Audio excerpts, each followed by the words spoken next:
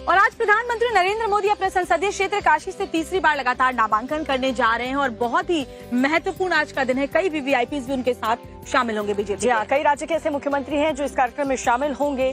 PM Modi के इस कदम से मिशन 400 पार पक्का होने पर मुहर लग गई है, लेकिन इससे रायबरेली तक क्यों हड़कंप दिख रहा है, एक रिपोर्ट इस पर आपको दिखाते हैं।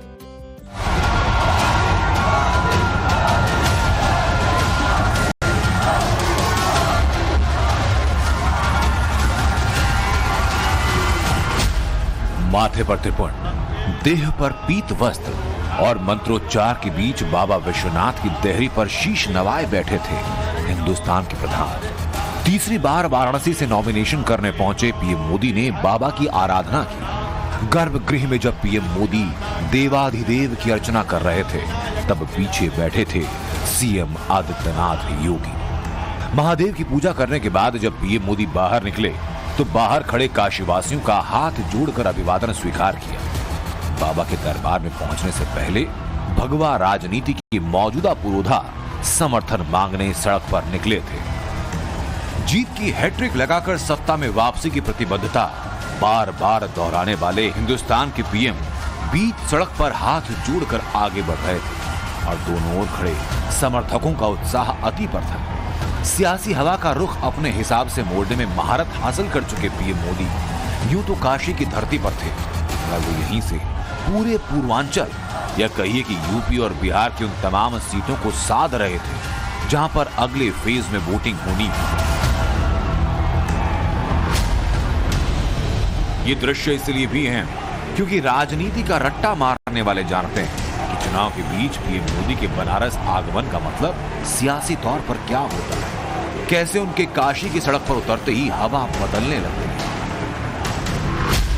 2014 के चुनाव में बीजेपी को पूर्वांचल में 27 में से 25 सीटें मिली। 2017 में यूपी विधानसभा के दौरान पीएम मोदी 3 दिनों तक काशी में थे और 40 सीटों पर बीजेपी को फायदा हुआ। 2019 के लोकसभा चुनाव के आखिरी चरण की वोटिंग से ठीक पहले मोदी 2 दिनों तक काशी में रुके और एनडीए को 21 सीटें मिली। फिर जब 2022 का चुनाव हो रहा था, पूर्वांचल में रुख बदला सा था, मगर आखिरी दिनों में पीएम मोदी बनारस में रुके और बीजेपी को 29 सीटें मिली। ये आंकड़े तब के जब आखिरी फेज के चुनाव से ठीक पहले पीएम मोदी पूर्वांचल की सियासत के इस सेंटर पर काम करते हैं।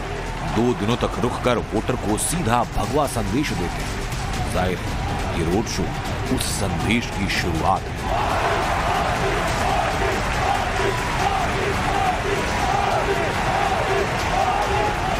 पीएम मोदी के इस भगवा रोड शो के बीच लोग जानना चाहते हैं क्या इस बार भी मोदी के बनारस प्रवास का असर पूरे पूर्वांचल पर होगा। क्या पीएम का ये मैसेज इस बार रायबरेली और अमेठी तक जाने वाला है। क्या पीएम मोदी ने काशी से रायबरेली और अमेठी को भी साध लिया। ये सवाल यूं ही नहीं पूछे जा रहे, इसके आधार कई हैं। मसलन यूपी में 20 मई को 5वें चरण की वोटिंग होनी है। रायबरेली अमेठी में उसी दिन वोट पड़ेंगे। रायबरेली अमेठी पर बीजेपी का पूरा फोकस है।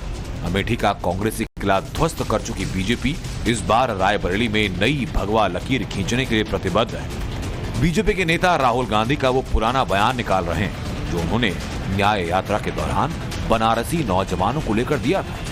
बनारस के नौजवानों को राहुल ने ये बातें जिस रायबरेली में खड़े होकर कही, वहीं कांग्रेस के नेता इस दफे चुनाव लड़ रहे हैं।